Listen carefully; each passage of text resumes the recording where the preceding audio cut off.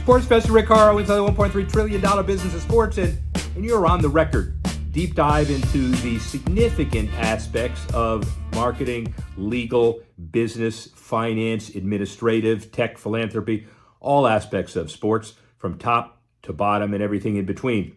March Madness upon us. We'll get into that. But now the golf season starts in earnest. The Players' Championship, then the Masters, and then the series of rapidly fired major championships on the men's, women, and senior side dot the landscape through the summer and early fall. Mike Whan, one of the leaders of the industry since his ascendance to the LPGA on January 4th, 2010, diverse experience, Procter & Gamble, Wilson Ball and Glove responsibility, vice president of marketing for TaylorMade. And the bottom line is an LPGA maven and hero, effectively turning around the organization, increasing its prize purses and significant credibility and stability. And then in July 2021, took over at the brink of COVID, the USGA. Marvelous world. We'll talk to him about it. He'll tell us about it. COVID, rules, television, player harmony, kids, girls in the workforce, and most important, his vision for golf in the future. All aspects of golf, his perspective unparalleled, good friend, contributor to the Sport Business Handbook. We'd like to have you spend a few minutes with the good friend and the leader of the golf industry, Mike Whan. Sports Fest, Rick Horrow, inside the $1.3 trillion business of sports. We're on the record. An old friend. He's not old, but he's been a friend. And someone who has been involved in maneuvering, running, managing absolutely all aspects of the golf business. Mike Whan, now the CEO of the USGA, before CEO and commissioner of LPGA, and on and on. We'll talk about that in a few minutes. Mike, hi. Hey, Rick. Unfortunately, I qualify both for old and friend. I'm not sure which one's more painful, but I got them both. I'll take the friend part. The old part, you're not nearly as old as I am, but look, you're about 30% of the way through your career, and you got 100 things to do. But let's take you back to Naperville High School, then Anderson High School in Cincinnati. Did you play golf in high school? No, I was a football player and a baseball player. Football season and golf overlapped, which was probably lucky for me because I'm not sure I could have made the golf team. But luckily, with golf and football being the same season, but I worked on a golf course. Started as a caddy in Naperville, and then spent 9 summers, I think, working on the grounds crew of 2 different golf courses in Cincinnati. So I was that guy that coming out of the barn at 5:30 in the morning, cutting your greens and fairways, and leaving about 2:30 in the afternoon. And developing a really sincere respect for the game, obviously. Miami, Ohio, it's an incredible program. You rewrote the record books there for academic excellence. Yes? I also rewrote the record books for the fastest college football career. I think I was on the football team for 2.5 weeks until they listed the first depth chart. And I realized that if I had 14 more years, I might get to the playing field. But it was a good wake-up call. We realized my athletic career was over and my academic career had to begin. So, yeah, it's a great place to go. I always say the only downside of Miami is it's the only school you have to say the state name afterwards. Otherwise, people go, wow, it must have been really hot down there. But Miami, Ohio was a great run. And from there to P&G. Yeah, well, P&G in 87 for about, 7 years? Yeah. How was that? Yeah, I went to Procter & Gamble, if I was being honest, because I had no idea what I wanted to be when I grew up. I probably still struggle with that challenge. Right.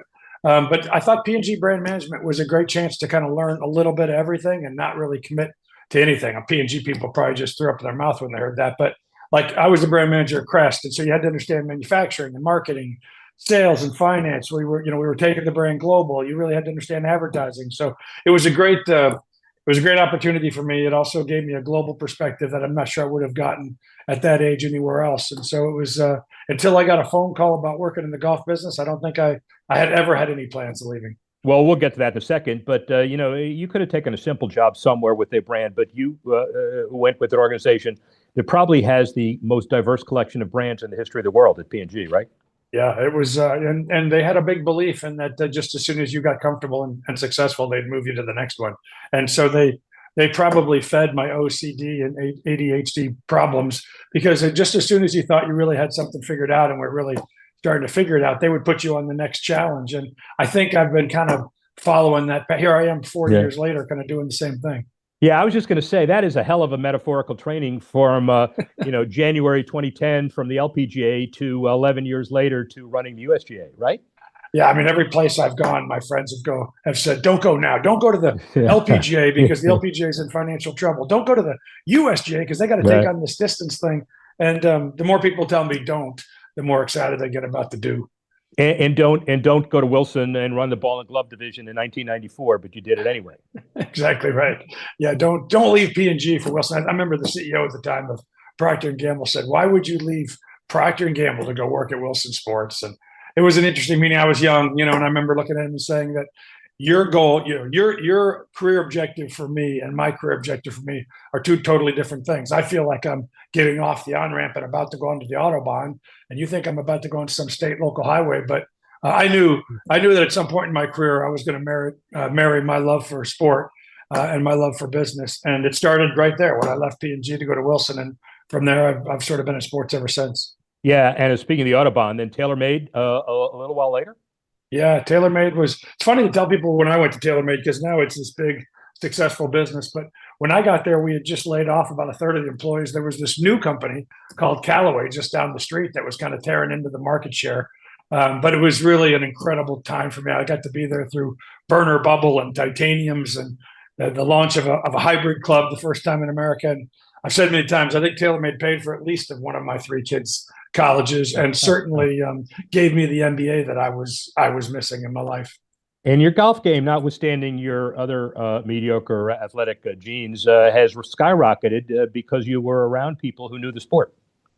Yeah, it's funny. I didn't really get serious about my golf game until I got to the LPGA, Yeah. and I didn't want the athletes to be embarrassed by their commissioner, and they probably were, regardless of how I played golf. They were probably, but I mean, I was playing. I always tell people I was on the Pro-Am tour for 12 years. Every Wednesday playing in a Pro-Am, and we had I don't know a couple of thousand LPGA teaching professionals. So one time I said to one of the people that worked on my team, I need an LPGA teaching professional. And that was probably about 2011. And I've had a teacher ever since. And that's really, I mean, I've said this many times, you don't get better at this game without help. And I got help. Well, but listen, you don't need help in anything you do. You invent things, you don't follow. And one of the things that was most fun about our relationship is watching you maneuver around through those Wednesday pro-ams because you have a checklist of the following 953 people you need to deal with on those times. And I don't know if the LPGA still does it, but you play 9 and then you rotate with new people for another 9. And you would play basically one hole with each person. And depending on whether that person needed a stroking or a whipping, you would play well or not. So there is a method to Mike Whan's madness. It is funny you say that. When I got to the LPGA, we didn't do the 9 and 9 thing. And you know me, like I don't have the attention span to talk to you for 5 hours. But after 2.5 hours, like we've done what we came to do. So I said to my team one time, would it be okay if I got to the 10th tee if I dropped back with a group and just switched out with somebody else? And so I started doing that. And then the players said, can we do that? And I said, what do you mean? I said, well, could we play 9 holes and let another player come take our back 9 holes? And I thought, you know what? When I finish playing a Pro-Am, I really know those players. I follow them probably for the rest of their career. Sometimes as an amateur, you end up sponsoring them. So we went to this thing called 9 and 9. Every time you play in a Pro, I'm going to play 9 holes with one player, another 9 holes with another player. It's funny. I remember one time Tim Fincham saying to me, that was a crazy idea. And then 2 years later, they were doing it on the PGA Tour. But it was, you're right. I mean, I always say as a guy who spent most of his life as a sponsor, I've been a check writer most of my life. And then I woke up at an organization asking you to write a check to us. And I remember what it feels like to be a check writer and then get to the event you sponsored and realize that contractually, they probably did what they were supposed to do, but there's nobody there that was in the meeting that talked me into it. And when I see things I didn't like, if they were using the wrong brand or my parking wasn't right for my VIP, there was nobody there to fix it. So I made a commitment that, if I was going to talk somebody into being a title sponsor, I was going to be there when they were a title sponsor. And I was going to make sure that their week was as good as it could be. And you know this pretty well, Rick, but when you're sitting with a sponsor at the week in which they sponsor the event, at some point in that week, they turn to you and say, hey, Mike, what should we be doing to make this event better? Right. And they won't say that the other 51 weeks of the year. They go back to their real life doing whatever they do for a living. And if you're there when they turn to you and say that, you make that event better because you say, oh, I'm glad you asked, Rick. We're going to do 3 things. And right then, they're ready to do them. So if you miss that window, you sort of miss it until the following year. Well, and the irony and the importance of this, and we'll get into it with the USGA in a minute, But the most important credential I think you have is you are a contributor to the Sport Business Handbook, my book, which was really important.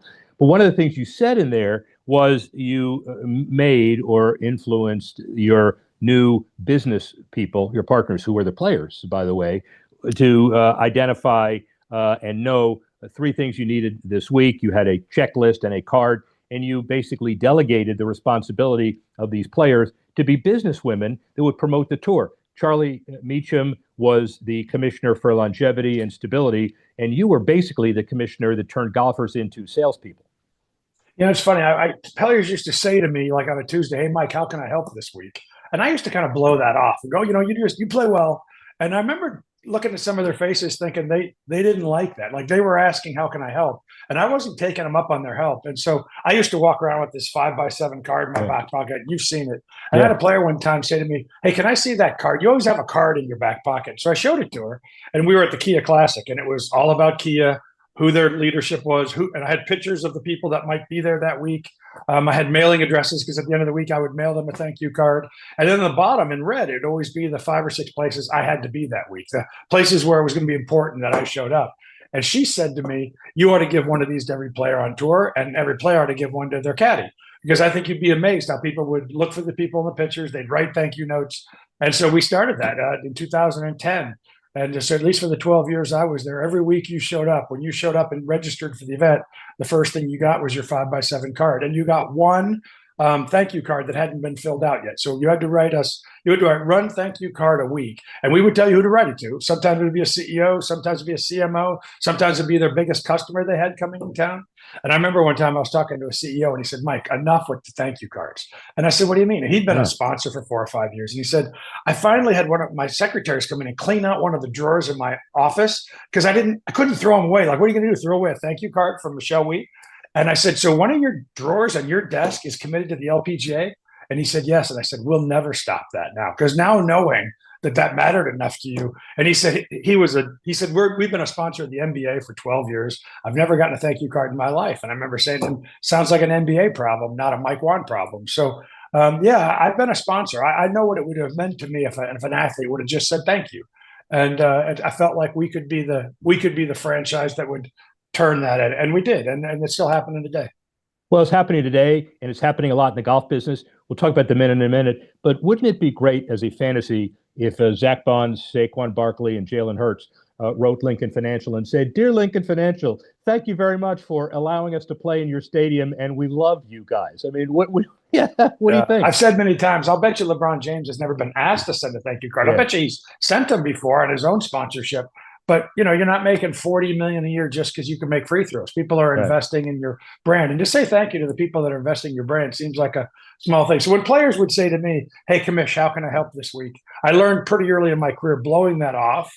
Not only frustrated them, but it was a huge miss on my part. And when I got the players and the caddies engaged in the business of growing the LPGA, like when I would walk in and say, "Hey, we landed that guy that you played 9 holes with back in Kings Mill, Virginia," or "We landed that guy that you played 9 holes with in Carlsbad, California, and thank you for your thank you note because he's referenced it." I mean, it would just build onto itself. And so, it's a little thing, but I think sometimes professional athletes get away from the appreciation of the game. And it was just a little way for us to kind of remember that if it wasn't for these title sponsors, we'd all be home playing in some member for a set of irons, but we're out here playing for a few $1 million.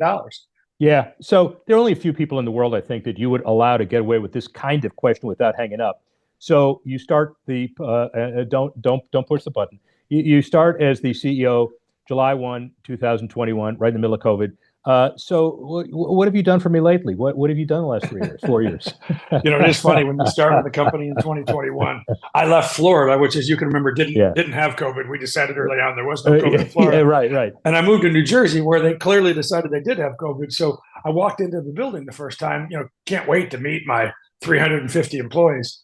And it was me, for the first week, I was the only guy in there. So I started coming in shorts because there was nobody around. And I was moving stuff around in the office and set in my office. And I guess word got out that I was showing up in shorts. And so the question that was flying around the intranet of the USGA is, are shorts okay now?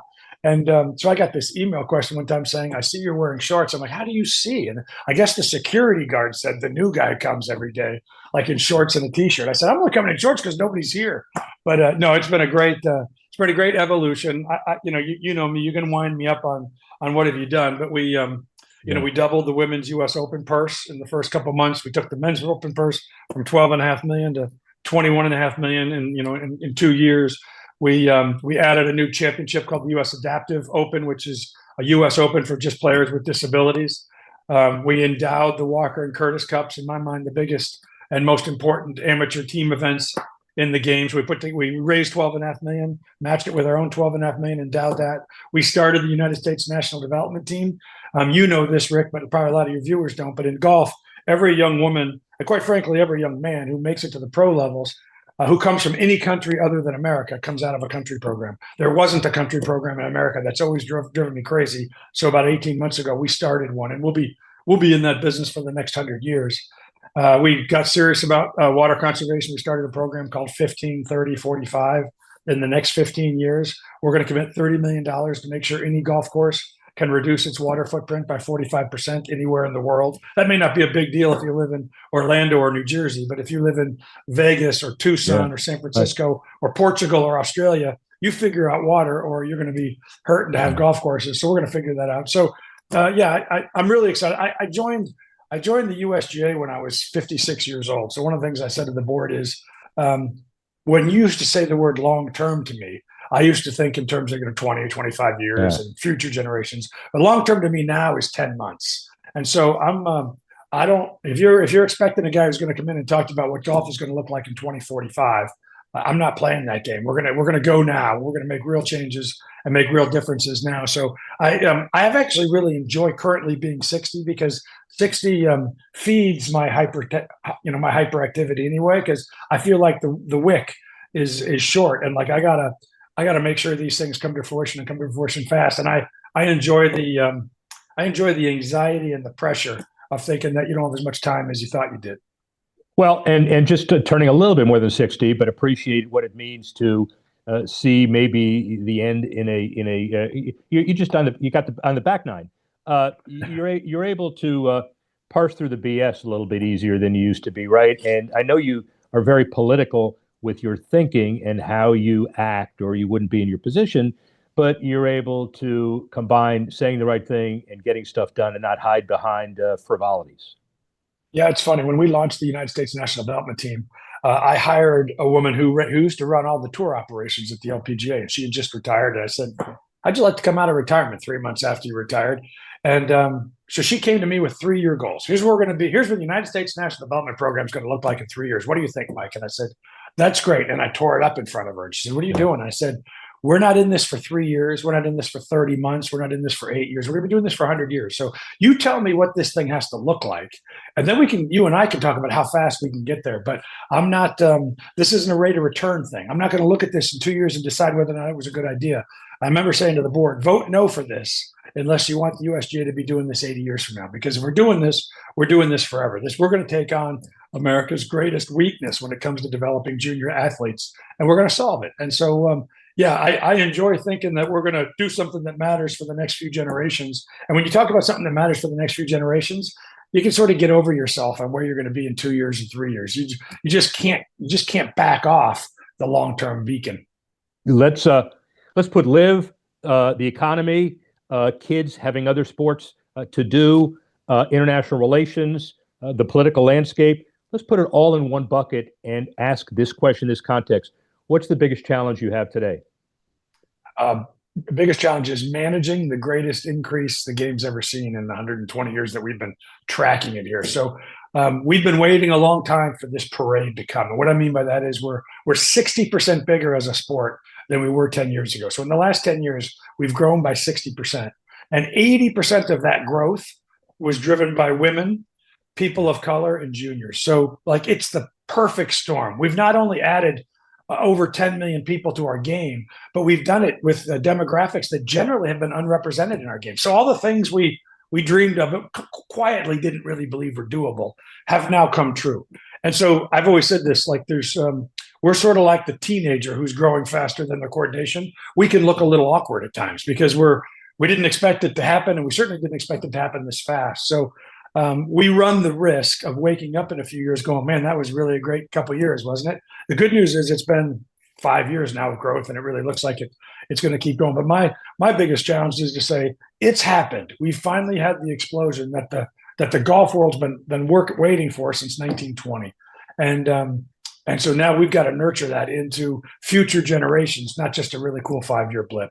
And that may sound, like taking a really big thing that you said and breaking it down, but like at the end of the day, nothing else matters unless we can take this incredible growth, harness it, and throw it forward into the next generation.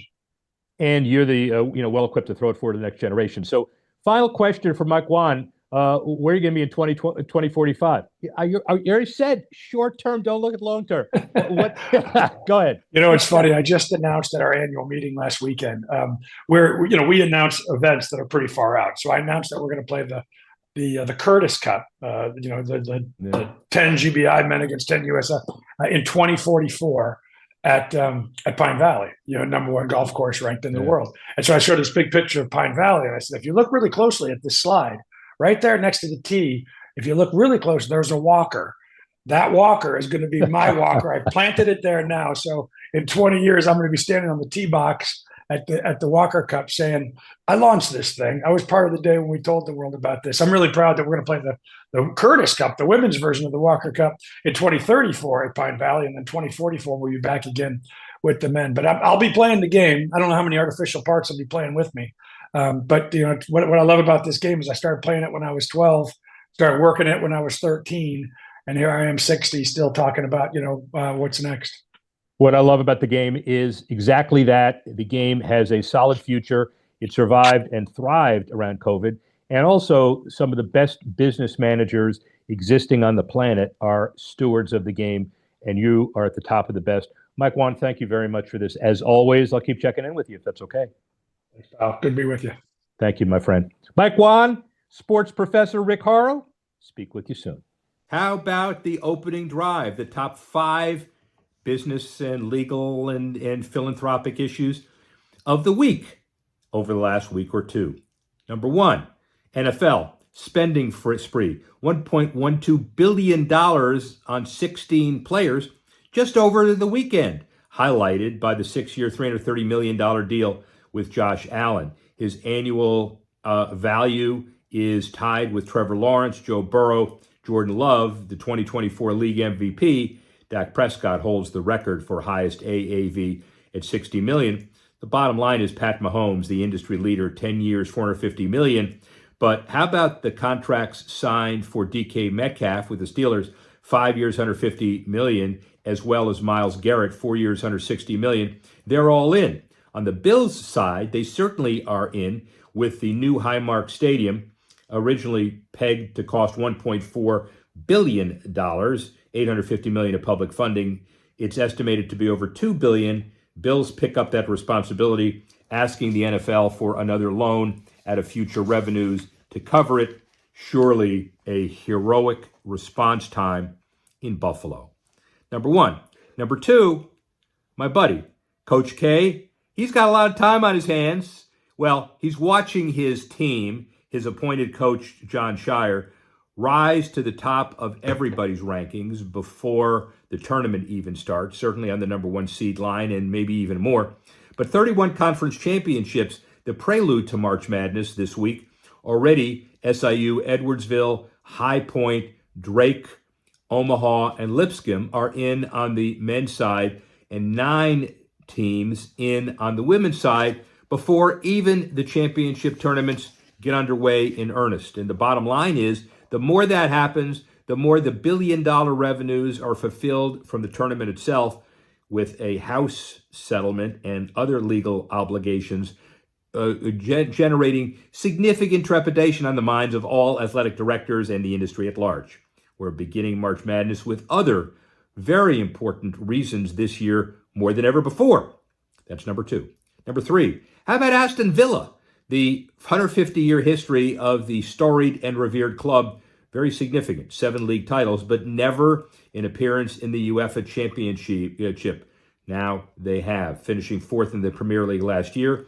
They enter the round of 16 against a team from Belgium this week, and not unexpectedly, the revenue for last season increased more than double to 457 to 470 million dollars, a little less in euros, obviously. Good for them and good for the richest man in Egypt who co-partnered with Wes Edens in 2018 to buy the team for $70 million. Only guess what they're worth today. That's number 3. Number 4, MSG Networks, The Sphere, not having a good time. MSG down about 5% overall network quarter over quarter. Ad revenue down about 12% as customers cut cords. Some investors rooting for MSG to enter bankruptcy so at least people can get paid. The bankruptcy option, at least the debt payment option, was October 11, extended by creditors to March 26. 400,000 shares of the Sphere bought by Mets owner Steve Cohen to increase the billionaire's stake, either gobbling it up post-bankruptcy or helping it out before that. We'll have to see. And then number 5, the A's, a brilliant move, a jersey patch deal in Vegas. They break ground for their new $1.75 billion stadium, 33,000 seats this year, expected to be completed by opening day 2028. In the meantime, the team plays at Sutter Health Park in Sacramento, about 14,000 folks beginning this year through 2027.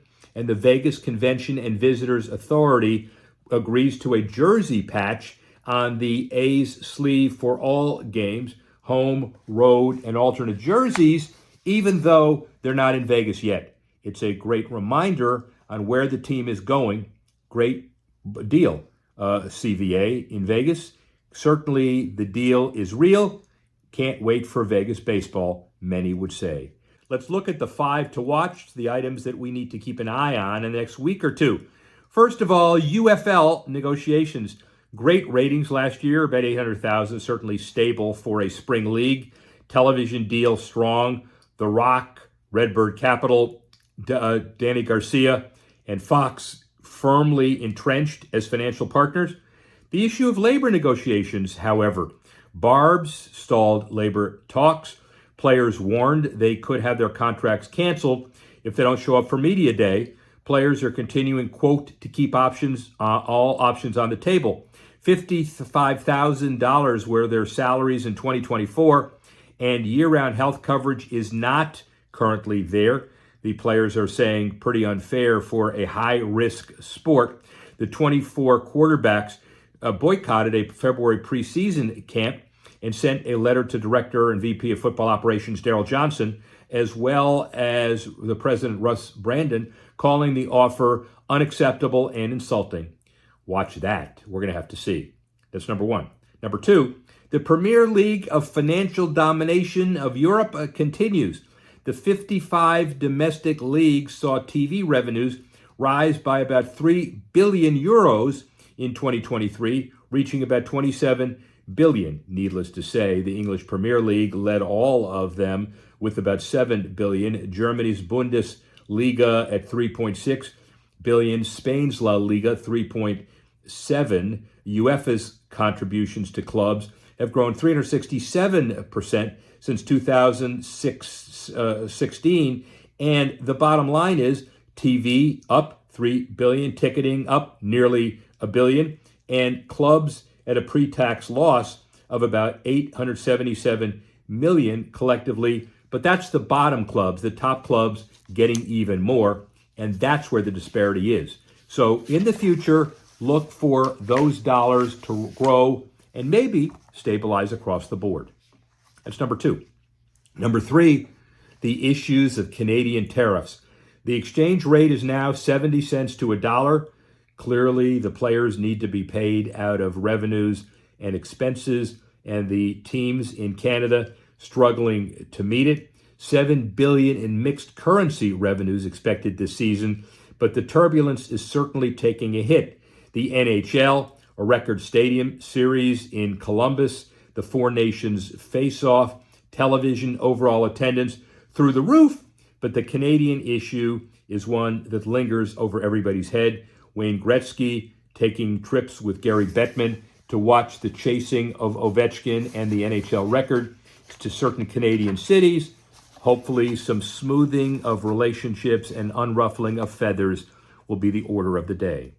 Number 2, number 3, number 4, Formula One news. Max Verstappen launches a racing team and he recruits a sim racer as a driver. Chris Lullum, one of the team's 3 drivers, cut his teeth on the sim circuit, completing 10 rounds of the GT World Challenge Europe beginning on April 11, 2025. Verstappen.com is in the middle of that.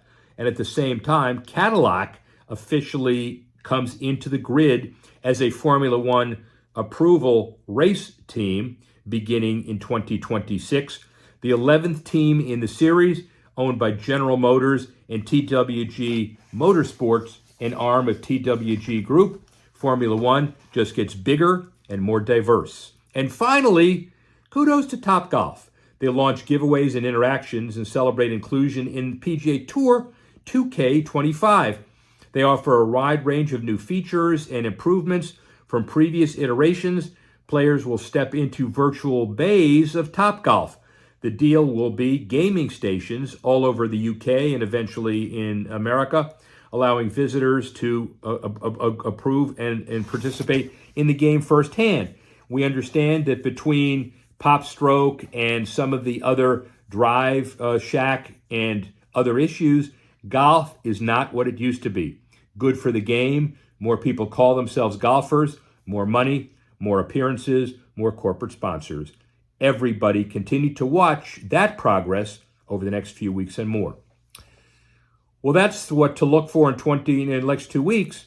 But that's our show for today. We'd love to thank Mike Whan for adding his amazing and unique perspective. I'd like to thank Khaled Khazar for putting the show together. I'd like to thank you all for listening and watching.